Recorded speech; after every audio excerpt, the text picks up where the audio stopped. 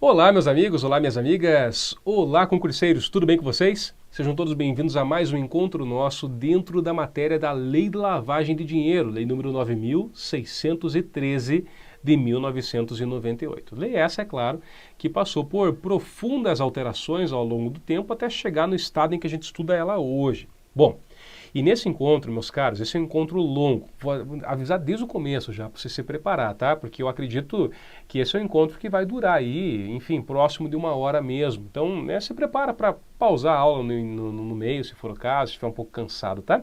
Porque nesse a gente vai avaliar o capítulo 2, que são as disposições processuais especiais da lei. E ele é longo porque houve a inclusão de uma série de regras relativas à alienação antecipada de bens, medidas de constrição de bens, enfim, que a gente vai enfrentar tudo, aqui a gente não vai pular nada. Então, por isso, claro, o encontro tende a ficar mais longo. Beleza? Todos prontos, então, fortes aí, firmes para resolver aí mais um ponto aí importantíssimo do edital. Então, meus caros, vamos lá. Existem peculiaridades aqui fantásticas na lei de lavagem de dinheiro, né? Bacana, né? Eu falo, claro, para quem gosta de estudar, por exemplo, processo penal, aqui você vai ver algumas previsões um pouco diferentes do que você encontra lá. E isso eu acho bacana, encontrar essas exceções aí perdidas em legislação extravagante. Mas eu vou começar por algumas regras que aqui não, aqui é igual. Por exemplo, qual é o procedimento que eu aplico para apurar o crime da lavagem de dinheiro? E a regra é bem simples. Aplica-se o procedimento comum. Então vamos lá. Aplica-se o procedimento comum. Olha o artigo 2º. O processo e julgamento dos crimes previstos nessa lei obedecem às disposições relativas ao procedimento comum dos crimes punidos com reclusão de competência do juiz singular. Com todo respeito, nem precisaria estar previsto então, né? Porque mesmo que não tivesse essa regra, o que você aplicaria? O procedimento comum relativo, é claro, porque o Código de Processo Penal, lá no artigo 394, ele já vai prever, em especial, os crimes em que a pena máxima seja igual ou superior a 4 anos ao procedimento comum ordinário. Opa, é o nosso. Pena de 3 a 10 anos, pena máxima 10, ultrapassou os 4, procedimento comum ordinário. Então, isso já seria algo óbvio. Mas, enfim, o legislador, né, quis aqui colocar também, né, o que abunda não prejudica. Ainda, meus caros, será que a gente precisa processar e julgar as infrações anteriores? Porque pense, a lavagem de dinheiro, ela pressupõe um delito anterior, né? A pessoa que está lavando dinheiro, ela está ocultando, dissimulando a origem, né, a propriedade, a localização, a disposição de bens, direitos ou valores provenientes de infração penal. Então tem uma infração penal antes e agora eu estou tentando dar uma aparência de ilicitude para o proveito dela. Pois bem, nestes casos, não preciso ter julgado a infração anterior. Olha que interessante. A lavagem de dinheiro, ela é um delito autônomo. Lógico, claro, né? Tem que ter indícios de que houve uma infração anterior, senão também perde a razão de ser. Mas não há uma obrigatoriedade de ter julgado. Então vem aqui comigo, olha só, tá? É lá o artigo 2º, inciso 2, está aqui, ó. Então, esses crimes independem do processo e do julgamento das infrações penais antecedentes, ainda que praticados em outro país, cabendo ao juiz competente para os crimes previstos nessa lei a decisão sobre a unidade do processo de julgamento. Aí tudo bem, né? Então, assim, o juiz que está julgando lavagem de dinheiro, se ele julgar assim, não, calma lá, eu quero julgar também o delito antecedente, eu acho que tem que julgar os dois juntos. Então é um tráfico de drogas, é um crime de corrupção passiva, é um crime de peculato. Então vamos juntar todos os processos. Pode, mas não é algo obrigatório. Não é algo obrigatório. Agora, evidentemente, eu tenho que ter realmente indícios fortes de que esse delito anterior ele foi praticado. Continuando. Quem julga? E aqui é um dos principais pontos que eu noto que o pessoal acaba se equivocando. Muita gente vai pela prática. E claro, a gente vê muito mais delito de lavagem de dinheiro sendo julgado perante a Justiça Federal. E a pessoa pensa que essa é a regra, Justiça Federal. A regra é o contrário.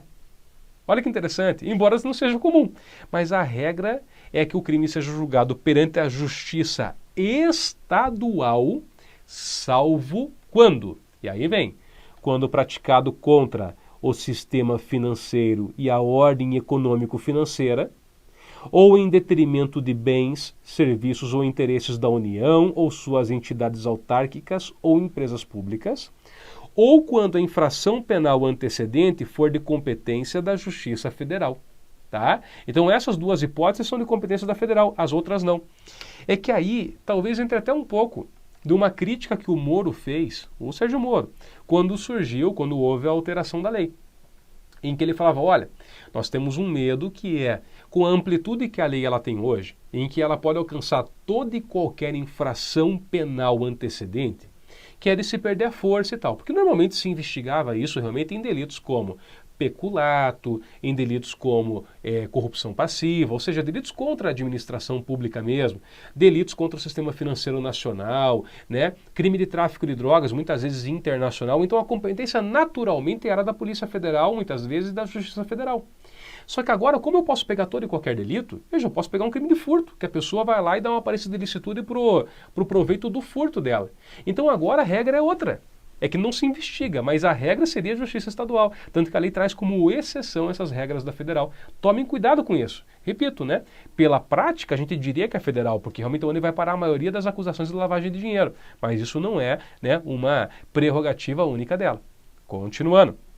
Quais são os requisitos para denunciar alguém por lavagem de dinheiro? Então veja, eu tenho que ter indícios suficientes da existência de uma infração penal antecedente. Repito, não preciso ter julgado, não precisa ter uma decisão, mas tem que ter indício de que essa infração ela aconteceu. Sem isso também ainda não tem o pressuposto para falar em lavagem de dinheiro.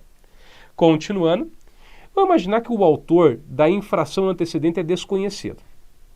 Ou que ocorreu alguma causa extintiva da punibilidade. Dá para julgar mesmo assim a lavagem de dinheiro? Simples, pensa naquilo que eu falei antes.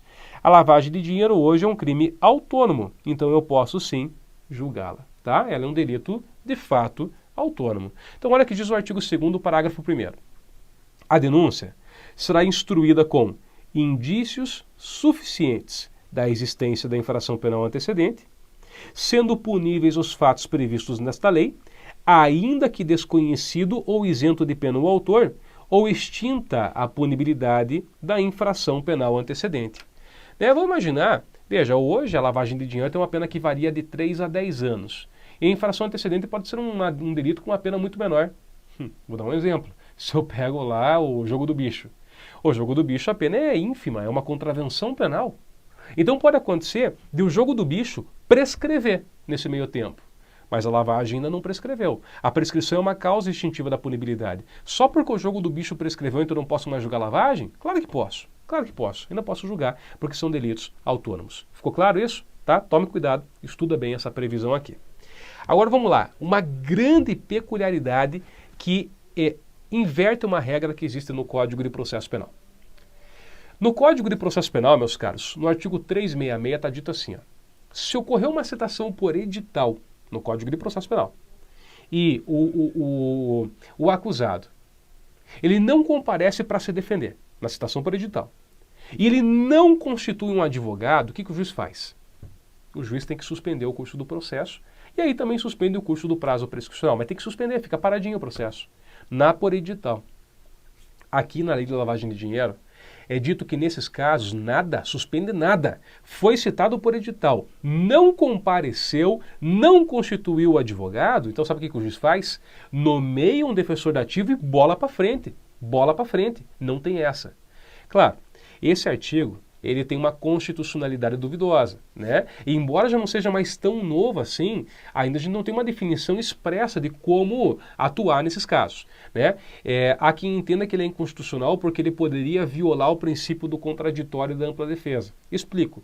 É que a citação por edital é uma citação ficta. Você não sabe se a pessoa realmente ficou sabendo ou não ficou sabendo do processo. Você presume. E aí dizem que por essa presunção eu não poderia prejudicar o réu. Mas pela lei, está muito claro, se cair letra de lei na tua prova, mas de olho fechado você vai colocar, não cabe a suspensão. Olha comigo aqui, ó. Artigo 2º, parágrafo 2º. Vamos direto para a letra da lei, que a gente economiza tempo, tá? Porque eu já expliquei. No processo por crime previsto dessa lei, não se aplica o disposto no artigo 366 do Código de Processo Penal, devendo o acusado que não comparecer, nem constituir advogado, ser citado por edital, prosseguindo o feito até o julgamento com a nomeação de um defensor dativo. Com a nomeação de um defensor dativo. Né? Se fosse um crime comum, pararia. Ah, foi citado por edital, não compareceu, para tudo, suspende o processo, suspende o curso do prazo prescricional. O 366 diz que o juiz pode determinar só as provas consideradas ali realmente urgentes, aquelas antecipadas, que o juiz poderia decretar a prisão preventiva se houvesse fundamento, mas daí pararia, até encontrar o camarada. Aqui não, aqui bola para frente. Ficou claro? Então, cuidado, né? Destaquem, estudem bem, artigo 2º, parágrafo 2º. Continuando, o artigo 3º foi revogado em 2012, não há que se preocupar com ele, tá? Então, revogadinho, você está vendo aí. E a gente vai iniciar o artigo 4º. Para iniciar ele, eu trouxe antes aqui alguns fluxogramas para entender um pouquinho qual é a ideia. Nós vamos falar agora de medidas relativas aos bens do sujeito. E a lei, né, de lavagem de dinheiro foi uma das mais cautelosas leis para tratar disso, porque evidentemente se sabe que a pessoa pode ter lavado dinheiro comprando imóveis, veículos, joias, assim por diante. Então nós vamos ter aqui algumas regras interessantes em relação a medidas de constrição desses bens para impedir que a pessoa venda, para impedir que a pessoa passe para frente e para assegurar para que se a pessoa for condenada você consiga recuperar esses valores. Então vem comigo, olha só. Em primeiro lugar, o juiz de ofício, sem ninguém pedir, ele próprio, por conta da profissão, ou então, mediante requerimento do Ministério Público ou representação do delegado, e se for o delegado quem representar, tem que ouvir o Ministério Público em 24 horas. Eu sempre gosto de fazer o inverso. E se for requerimento do MP, tem que ouvir o delegado? Aí não precisa. Pois bem, havendo indício suficiente da materialidade do crime, então o juiz pode determinar medidas assecuratórias de bens, direitos ou valores do acusado ou do investigado, ou existentes em nome de interpostas pessoas que sejam instrumento, produto ou proveito dos crimes previstos nesta lei ou das infrações penais antecedentes. Tudo bem? Veja, quem decide a medida assecuratória é o juiz. O Ministério Público e o delegado pedem, tá? Se for o delegado tem que ouvir o MP em 24 horas, mas eles pedem e é o juiz quem decide sempre. No final das contas, a canetada é do juiz. Tá? Medidas assecuratórias de bens, né? O Código Penal, por exemplo, ele vai trazer, o Código de Processo Penal, perdão, ele vai prever várias, né? Ele vai prever o sequestro, quando o bem ele for ilícito, ele vai prever o arresto, às vezes o bem é lícito, mas tem que assegurar o juízo, então o arresto, a hipoteca legal. E aqui uma questão interessante também que a lei prevê, lá no artigo 4º, letra A, é que ela prevê a possibilidade até mesmo da alienação antecipada do bem. Pensa bem, né? Eu fui pego com uma Lamborghini. E eu sou acusado de N delitos aí de lavagem de dinheiro, com delitos antecedentes de tráfico de drogas e tal. Então, consegui formar uma verdadeira fortuna com esses crimes. Comprei uma Lamborghini. Linda, fantástica. Só que assim, apreenderam a Lamborghini. Essa Lamborghini vai perder muito valor de mercado se ficar parada por 2, 3 anos, né? Então, né, acaba tendo um decréscimo muito grande. Quanto maior o valor do carro, maior o decréscimo na hora da venda. Pois bem, então o que o legislador trouxe de previsão? Até porque isso é interessante não só para o Estado, como também para o próprio acusado, que é de vender antecipadamente o bem. Vende antecipadamente, o valor é depositado numa conta remunerada, e aí ao final de duas uma, mas ninguém sai perdendo. Se o acusado for absolvido, então ele pega o valor corrigido. Se ele for condenado, o Estado fica com esse valor corrigido. Veja que é interessante para os dois. Porque às vezes para o acusado, tá, tudo bem, não vende. Mas daí o bem lá, quando ele vai poder usufruir dele de novo, já está, né? Pode até estar deteriorado de repente, a dependendo do bem, mas ou com um decréscimo de valor muito grande. Então, a medida é da alienação antecipada, tá? A ideia é preservar o valor. Quando? Quando o bem está sujeito a algum grau de deterioração ou depreciação, tá? O caso do carro encontram os dois, né? Por exemplo, dependendo do lugar onde se guardem os carros, eu vejo aqui, por exemplo, em Curitiba, na Delegacia de Furtos e Roubos de Veículos, dá uma pena, né? Os carros ficam no tempo. Então, assim, em pouco tempo o carro está inteirinho destruído, né? Ou depreciação mesmo, que é o valor que vai caindo muito rápido. Ou quando há dificuldade para manter o bem, né? Um bem, enfim, que só para você conseguir deixar ele ali, né, nos conformes, enfim, vai um valor enorme. Por exemplo, o barco, né? O barco eu sei que, dizem que é muito caro para você manter, né? Porque você tem que ter o barco numa marina, tem que ter o aluguel, então às vezes não vale a pena manter o bem. Já vende ele logo de cara, né? Essa é a ideia. Bom, nesse caso, então, né, a alienação antecipada, cujo regramento está no artigo 4º, letra A. Nós vamos estudar, tá? A gente vai estudar. Aqui é só para você ter, então, uma ideia global desses mecanismos. O que acontece muito, e aí já aconteceu, já muita gente veio perguntar para mim, caso prático mesmo, tá? Pô, né, às vezes, né, eu tô atuando em favor do cliente, ou vem a própria pessoa, pô, bloquear alguns bens, mas assim, tem bem que Não tem nada a ver, eu recebi de herança, ou né, foi uma poupança que eu tinha com a minha esposa, a gente comprou, tem como provar isso. Então a pessoa pode pedir a liberação do bem. Vai dar certo ou não? Depende do que a gente vai ver agora. Então comprovou a licitude da origem do bem, o juiz pode determinar a liberação total ou parcial, tá, dos bens, direitos e valores. Só que se o juiz perceber que ainda assim os valores que a pessoa tem, vamos imaginar, de bens que já estão restritos, é muito pequeno perto do prejuízo que a pessoa causou. Aí já era, meu caro. Aí que entra a medida da resto que a gente fala. Mas o bem é lícito. Não interessa. Não interessa. O dano que se causou foi monumental. Então os seus bens lícitos estão todos apreendidos. Essa é a ideia. Então o juiz poderá manter a constrição de bens, direitos e valores necessários e suficientes para a reparação dos danos, para pagamento das prestações pecuniárias, das multas e das custas decorrentes da infração penal. Tá? Então, assim, como regra, se o juízo já está assegurado, não tem por que não liberar outros bens. Mas se não está, tá? Então aí ele pode, mesmo que o bem, repito, seja lícito. Prosseguindo.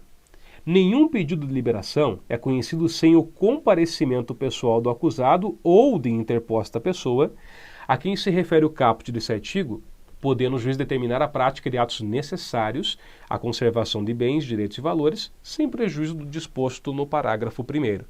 Então a ideia é o seguinte, o juiz ele pode sim, né, liberar, mas veja, a pessoa que, por exemplo, o nome do bem o bem está no nome da pessoa, ela tem que vir perante o juiz.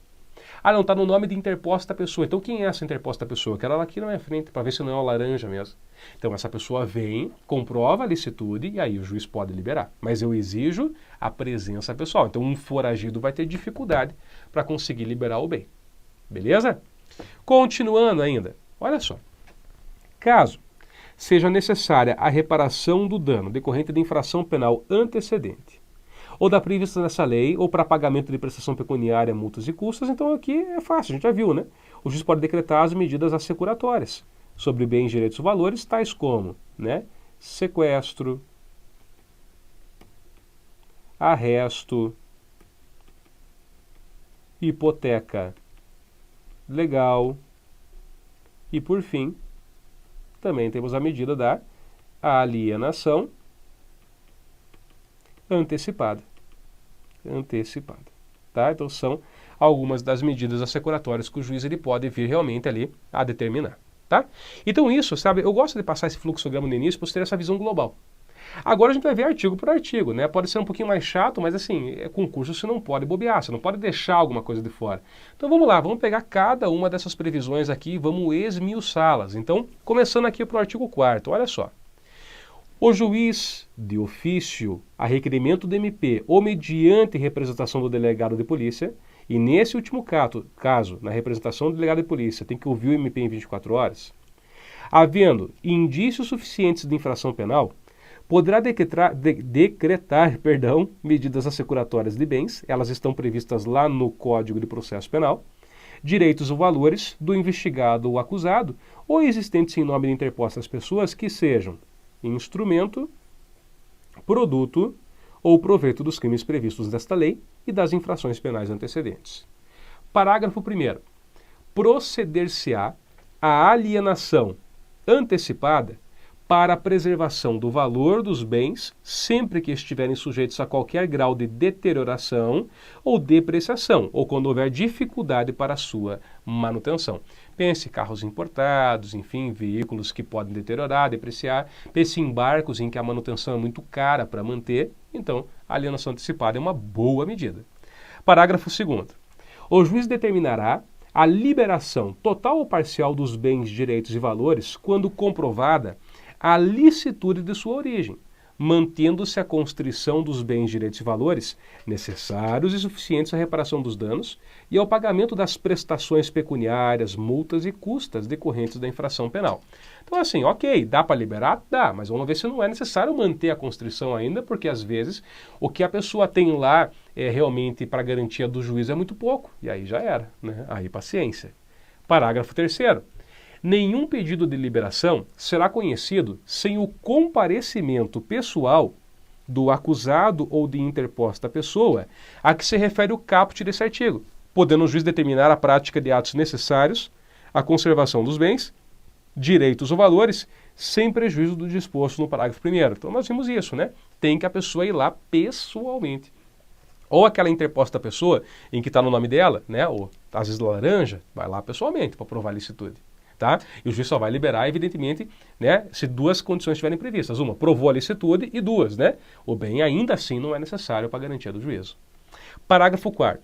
Poderão ser decretadas medidas assecuratórias sobre bens, direitos ou valores para a reparação do dano decorrente de infração penal antecedente ou da prevista nessa lei ou para pagamento de prestação pecuniária, multa e custas. Esse parágrafo 4º aqui é muito mais simples, né? Ele acaba meio que repetindo a regra anterior. Enfim, o artigo 4º, moleza, mas aí entra um outro artigo que é enorme, que é o artigo 4º, letra A, que vai trazer o regramento da alienação antecipada.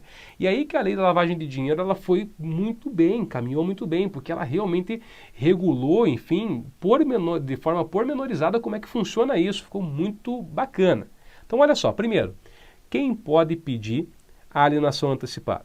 Primeiro, o próprio juiz pode decidir por ela, sem ninguém pedir. Mas ela pode, né, ser requerida pelo Ministério Público ou ainda pode haver uma solicitação da parte interessada mediante uma petição autônoma que é autuada em apartado e cujos autos têm tramitação em separado em relação ao processo principal, tá? A parte interessada pode ser, né, para ela importante isso. Digo, né, tem um carro meu que está lá apreendido, fala, então venda, porque eu não quero perder esse dinheiro. Ao final, se eu comprovar minha inocência, pelo menos eu pego esse dinheiro todo atualizado. Claro, muito melhor.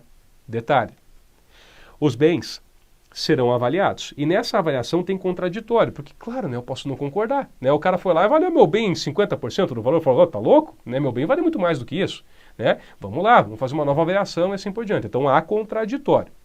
Bom, feito o contraditório, o juiz vai homologar. Querendo ou não, quem está com a caneta na mão é o juiz, ele vai dizer, ó, o valor do bem vai ser tal. E aí ele é levado a leilão ou pregão eletrônico. Quando ele é levado a leilão ou pregão eletrônico, então há o valor mínimo para arrematar o bem, que será de 75%. O que ainda está muito bom, né? Porque, pô, se conseguir um desconto aí de 25% de um bem, às vezes um bem valiosíssimo, pode ser aí um baita, um belo desconto. Continuando, vamos lá, né? Embora, né, teve esse caso, por exemplo, né, do leilão, vocês vão lembrar lá do triplex, que foi a discussão toda do governo Lula e tal. Só teve uma proposta, né? E aí parece que quem fez a proposta e levou o apartamento era um outro camarada que também era investigado e tal. Pelo amor de Deus. Né? Mas vamos lá, né? Porque poderia parecer um bom negócio. Meus caros, continuando aqui, ó. Feito o leilão, o que eu faço com o dinheiro? É simples. Eu deposito numa conta judicial remunerada e aí depende um pouco agora da situação. O delito que está sendo ali investigado, né? A lavagem de dinheiro. Qual que é a competência dela? É de competência da Justiça Federal ou do Distrito Federal?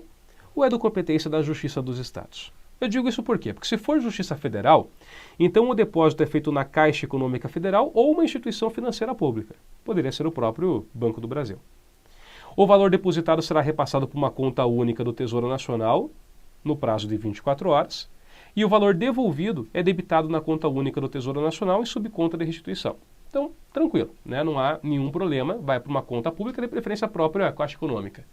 Se for no caso de competência da Justiça dos Estados, então o depósito seria feito numa instituição financeira designada por lei, preferencialmente pública de cada estado, né? Mas muitas já quebraram, né? Por exemplo, no meu quebrou, tinha um Banestado, não tem mais. Então, o que vai acontecer? Pode, na ausência, uma instituição financeira pública da União. E aí pode ser eventualmente a própria Caixa Econômica, então cai no mesmo lugar. Ou então, né, Banco do Brasil. Os depósitos são repassados para a conta única de cada estado, na forma da respectiva legislação. Mas é isso. Então, o encaminhamento depende realmente da competência que vai se ter. Né? Se é a competência da Justiça Federal ou a competência da Justiça Estadual. Bom, esse valor que está lá, bonitinho, guardado, depois que a pessoa é julgada, transita em julgada a decisão, o que acontece com ele? Bom, se for condenado, então incorpora no patrimônio da União dos Estados. Agora foi absolvido. Opa, então é devolvido para o réu, acrescido de remuneração da conta judicial. Por isso que eu falo, os dois ganham.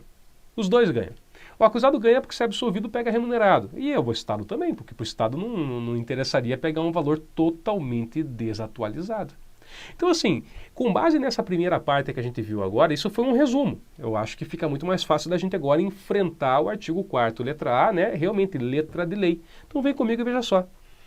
A alienação antecipada para a preservação do valor de bens sobre constrição será decretada pelo juiz de ofício, primeira hipótese, a requerimento do MP, segunda hipótese, ou por solicitação da parte interessada, terceira hipótese. Se for por solicitação da parte interessada, tem que ser feito mediante petição autônoma, autuada em apartado e cujos autos têm tramitação em separado em relação ao processo principal. Na prática é muito simples, em processo virtual, quando eu faço um pedido desse, simplesmente, né, eu abro um incidente, né, os processos já tem essa possibilidade, então eu vou lá, faço um peticionamento, peço para ser um procedimento incidente, no qual eu faço uma petição solicitando, né, a alienação antecipada e tal, e pronto. Fica ali, né? Fica um link, um sublink dentro do link do processo principal. Clica lá, com certeza vai ter um despacho do juiz mandando intimar o Ministério Público para ele se manifestar. Ele se manifesta em concordando, o juiz dá prosseguimento para a avaliação do bem, há um contraditório para ver se a gente concordou com a avaliação e manda para leilão, tá? Ou pregão público. Beleza? Continuando. O requerimento de avaliação de alienação poderá conter a relação de todos os demais bens, com a descrição e especificação de cada um deles e informação sobre quem os detém e o local onde se encontram. Tá? Então a pessoa no requerimento já pode colocar tudo isso. Parágrafo 2º. O juiz determinará a avaliação dos bens nos autos apartados e vai intimar o Ministério Público. Feita a avaliação e dirimidas eventuais divergências sobre o respectivo laudo, por isso que eu digo então que tem aqui o contraditório, ok? Aí o juiz, por sentença, homologa o valor atribuído ao bem e determina a alienação em leilão ou pregão, preferencialmente eletrônico, por valor não inferior a 75% da avaliação, tá? Em valor não inferior. Aqui tem um problema, sabe? Porque às vezes essas avaliações são feitas, e a venda é feita muito depois. E aí o que acontece? Às vezes quando realmente o bem é vendido, aquela avaliação que teve estava totalmente fora do valor de mercado. Totalmente fora. Claro, um imóvel com valor muito mais baixo, mas só para você ter uma ideia. Acompanhei um caso em que houve uma avaliação do imóvel, ele tinha sido avaliado em R$230 mil, mas isso tinha sido, agora eu não vou lembrar o ano, mas coisa de 2007, 2008. E estava sendo feita a venda do imóvel. O imóvel já valia muito mais de R$600 mil na hora da venda. E aí o valor não poderia ser menor que o valor da avaliação, mas teria que ter sido feita uma avaliação nova, né? Estava muito fora realmente. Só que no caso ninguém discutiu. Enfim, mas vamos lá, parágrafo 4º. Realizado o leilão, a quantia apurada é depositada em conta judicial remunerada, adotando-se a seguinte disciplina. E aí fica fácil, lembra que a gente viu? Nos processos de competência da Justiça Federal e do Distrito Federal, tá? Então os depósitos são efetuados na Caixa Econômica ou então em instituição financeira pública, mediante documento adequado para a finalidade. Os depósitos são repassados pela Caixa Econômica Federal ou outra instituição financeira pública para a conta única do Tesouro Nacional, independentemente de qualquer formalidade, no prazo de 24 horas. E os valores devolvidos pela Caixa Econômica Federal ou por instituição pública serão debitados também à conta única do Tesouro Nacional em subconta de restituição. Muito que bem. Já nos processos de competência da Justiça dos Estados agora, olha comigo, os depósitos serão efetuados em instituição financeira designada em lei, preferencialmente pública. Então reparem que aqui até poderia ser uma instituição privada. Até poderia. Agora reparem que quando se trata de processo da Justiça Federal, tem que ser público, porque ou é a Caixa Econômica Federal ou instituição financeira pública. Reparou isso? Olha a diferença. Justiça Federal e Justiça do Distrito Federal tem que ser público. Justiça Estadual, preferencialmente pública, então pode ser privada. Tá bom? De cada estado e na ausência, aí tudo bem, uma instituição financeira pública da União, como o próprio caso da Caixa Econômica Federal, ou do Banco do Brasil. E os depósitos são repassados para a mesma conta, agora a conta única do Estado, na forma da respectiva legislação. Né? Então, simplesmente a gente foi resumindo antes, agora fica muito mais tranquilo de ver. Né? Vamos lá? Prosseguindo aqui, meus caros, parágrafo 5º. Mediante ordem da autoridade judicial, o valor do depósito, após o trânsito em julgado da sentença proferida na ação penal, será, em caso de sentença condenatória, Então, nos processos de competência da Justiça Federal e do Distrito Federal, incorporado ao patrimônio da União. Nos casos de competência da Justiça Estadual, incorporados ao patrimônio do Estado. Né? Uma consequência lógica. E se eventualmente a sentença for absolutória, tá? Extintiva da punibilidade, então o valor é colocado à disposição do réu pela instituição financeira, acrescido da remuneração da conta judicial. Então a pessoa pega o valor realmente atualizado. Parágrafo 6º. A instituição financeira depositária manterá controle dos valores depositados e dos valores devolvidos. Isso é evidente, né? Tem que ter aí realmente, né, um cadastramento, enfim, de todos esses valores para não se perder absolutamente nada. Continuando, serão deduzidos da quantia apurada no leilão todos os tributos e multas incidentes sobre o bem alienado, sem prejuízo de iniciativas que, no âmbito de competência de cada ente da federação, venham a desonerar bens sobre constrição judicial daqueles ônus, até para facilitar a venda às vezes, né? Isso pode acontecer. Parágrafo 8º, feito o depósito a que se refere o parágrafo 4º desse artigo, os autos da alienação serão apensados aos do processo principal, tá? E aí, por quê? Porque aí, então, ok, a alienação deu certo. Então fica o processo principal, apensa, deixa junto, claro, estou pensando aqui em processo físico, no processo virtual já está lá, né, como um linkzinho específico dentro do próprio processo. Fica como apenso, até porque daí o juiz sabe, quando ele condenar, já sabe que tem que dar uma olhadinha naqueles valores que estavam depositados para ver o que faz, a depender da sentença, né? Se condena ou se absolve. Ainda, terão apenas efeito devolutivo os recursos interpostos contra as decisões proferidas no curso do procedimento previsto nesse artigo. Opa, olha que interessante. Digamos, teve aquele mini contraditório com relação à avaliação. Eu não concordo com o valor da avaliação, eu acho que meu bem vale muito mais. E eu vou lá, peticiono, mostro para o juiz, e o juiz, no final das contas, bate o martelo e diz, não, está homologado em tal valor.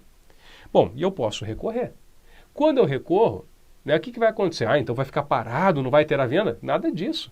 O recurso não tem efeito suspensivo, só devolutivo. Portanto, se porventura nesse meio tempo for vendido ou algo parecido, paciência, tá? Prosseguindo, parágrafo 10. Sobrevindo o trânsito em julgado de sentença penal condenatória, o juiz decretará em favor, conforme o caso da União do Estado, olha só, a perda dos valores depositados na conta remunerada e da fiança. Já sabíamos disso. A perda dos bens não alienados antecipadamente e daqueles aos quais não foi dada destinação prévia. Isso também é interessante, porque tudo bem, a gente estava tentando, mas vamos imaginar que ninguém quis arrematar o bem.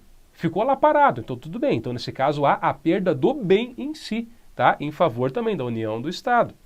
Ainda, a perda dos bens não reclamados em 90 dias, após o trânsito em julgado da sentença condenatória, ressalvado o direito de lesado de terceiro de boa-fé. Tá? Se a pessoa não pedir os bens em 90 dias, perde. Parágrafo 11. Os bens a que se referem os incisos 2 e 3 do parágrafo 10 desse artigo, tá, serão adjudicados ou levados a leilão, depositando seu saldo na conta única do respectivo ente. E aí, gente, terminando esse artigo, que é enorme, né, vários parágrafos, o parágrafo 12 diz que o juiz determinará ao registro público competente que emita documento de habilitação à circulação e utilização dos bens colocados sobre o uso e custódia das entidades a que se refere o caput desse artigo. E os recursos decorrentes da alienação antecipada dos bens, direitos e valores oriundos do crime de tráfico de drogas, a quem tenham sido objeto de dissimulação ou ocultação nos termos dessa lei, permanecem submetidos à disciplina definida em lei específica. Olha que interessante, tá? Por que isso? É porque a lei que trata do tráfico de drogas, ela já vai prever uma destinação específica dos bens. É a lei número 11.343 de 2006, e que inclusive vai criar lá o... Enfim, me fugiu aqui. Qual é o termo agora? Quando é pago um valor na lei de drogas, caramba, me fugiu. Enfim, né? Depois, às vezes acontece isso. Tem o... não vou lembrar. FUNAD, lembrei. Pô, no pulo do gato aqui. Vamos lá. FUNAD. tá? Que é o Fundo Nacional Antidrogas. Então, gente, daí lá tem uma previsão específica que é para voltar para isso, que é para equipar a Polícia Civil, Polícia Federal, para equipar o Ministério Público no combate ao tráfico de drogas. Então, o dinheiro que é obtido, né, quando é decretada a perda, por exemplo, de um traficante, daqueles valores, daqueles bens, ele é revertido em investigação, em equipamentos para realmente você conseguir, né, estruturar ainda mais esses órgãos. Então, é isso. Ufa, né? É coisa. Mas não terminou a matéria ainda não, tá? Vamos lá, continuamos aqui. Artigo 4º, letra B agora. O artigo 4º, letra B, traz uma medida que eu acho fantástica. Ele fala da suspensão da ordem de prisão ou das medidas assecuratórias. Pensa bem. O juiz está investigando uma verdadeira organização criminosa. E se o juiz for determinar uma medida assecuratória no bem de um daqueles membros, ou determinar a prisão de um daqueles membros, o que pode acontecer? Todos os outros podem descobrir aquilo, ó, todo mundo dá no pé. Não é à toa, você já reparou que quando tem essas operações da Lava Jato, de madrugada, você acorda de manhã, aparece, né, deflagrada a 83ª, sabe Deus em que fase está, né? Operação da Lava Jato, agora estão em cima dos doleiros, operação dominó, operação não sei o quê. Já reparou nisso? Pois bem, por quê? Porque na hora que eles deflagram isso, já vai prendendo todo mundo ao mesmo tempo. Senão, um vai comunicando o outro. Um vai avisando o outro e, claro, os caras vão fugindo. E mesmo assim teve cara que fugiu. A ideia é tentar evitar isso. Então, ao invés de fazer medidas assim, pontuais, trabalho de formiguinha, nada disso. Muitas vezes o juiz, ele aguarda. Ele até tinha como já determinar uma medida assecuratória. Só que daí o cara descobre. Então ele fica quieto. Deixa o cara, é como se fosse dando corda, né? Para quem pesca sabe. Você vai cansando o camarada. Vai dando corda. Quando você conseguiu realmente investigar todos, ó, agora eu sei, a estrutura é essa daqui, ó, são 300 camaradas. Aí, mandado de prisão para todo mundo, medida de constrição, na mesma hora. Sai na mesma hora, Polícia Federal em todos os estados sai cumprindo mandado de prisão à louca, né? E aí, realmente, você tem uma efetividade muito maior. Essa é uma medida interessante, que muitos chamam isso de, tá, ação controlada. Ação controlada. Então, olha só. A ordem de prisão de pessoas ou medidas assecuratórias de bens, direitos ou valores poderão ser suspensas pelo juiz, ouvido o MP, quando a sua execução imediata puder comprometer as investigações. Então é isso, o juiz ele aguarda, ele espera uma ação controlada, uma ação protelada, uma ação postergada, para que se faça no momento mais adequado. Continuando, meus caros, ainda aqui, tá? Artigo 5º. Olha só. Quando as circunstâncias o aconselharem, o juiz, ouvido o MP, pode nomear uma pessoa física ou jurídica qualificada para administrar bens, direitos ou valores sujeitos de medidas assecuratórias mediante termo de compromisso. Digamos que uma empresa inteira, né, ela foi alvo de uma medida de constrição e o camarada foi preso. Também não vou fechar a empresa, né? Tem gente que está trabalhando, então o que pode acontecer? O juiz nomeia agora um administrador para aquela empresa. Tá? Então o juiz pode fazer isso. Inclusive, o artigo 6º vai tratar dos deveres e do direito desse administrador que foi nomeado. Olha comigo. A pessoa responsável pela administração dos bens fará jus a uma remuneração fixada pelo juiz que será satisfeita com o produto dos bens objeto da administração. Ainda, ela deve prestar, por determinação judicial, informações periódicas da situação dos bens, sobre sua administração, bem como explicações e detalhamentos sobre investimentos e reinvestimentos realizados.